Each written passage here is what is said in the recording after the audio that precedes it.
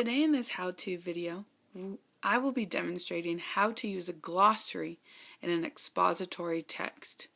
A glossary can be described as a word bank that tells us the meaning of new, important, or bolded print within an expository piece.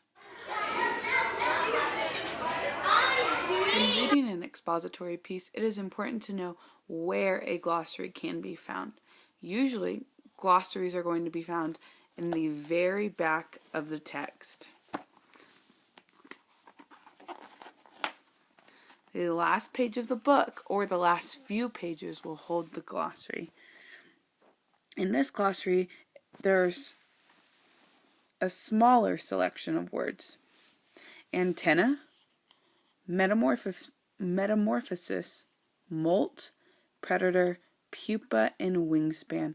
These are going to be the words that are used most frequently in this book. Sometimes words in the glossary are just more difficult words than the reading level of the text suggests. A practical way that a student can use the glossary is by first beginning to read the book, from title page through the pages and so on.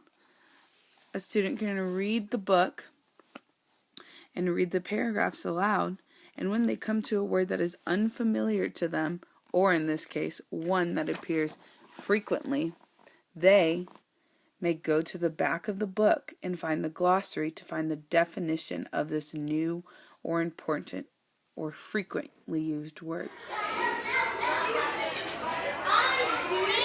You may usually identify words that will be found in the glossary because they are found in a different type of text than all the others. Here, for example, we have the sentence, both have a wingspan of almost a foot. You see that the word wingspan is italicized. That will tell me as a reader that this word is either new, important, or frequently used. Therefore, telling me that I can either find this word in the glossary or the index. In this case, it is found in both. Once I were to find a word that I wanted to know the definition of, I could turn to the glossary at the back of my book or lower half of my page and look for the definition or meaning of that word. One way that teachers can assess students' comprehension of using a glossary or text features in general would be to do a text feature search. For this one in particular, a teacher could tell the student to find the word metamorphosis in their book.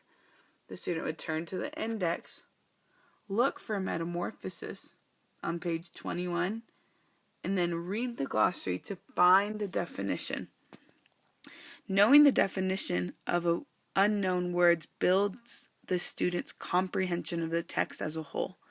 This is how to use a glossary effectively in the classroom.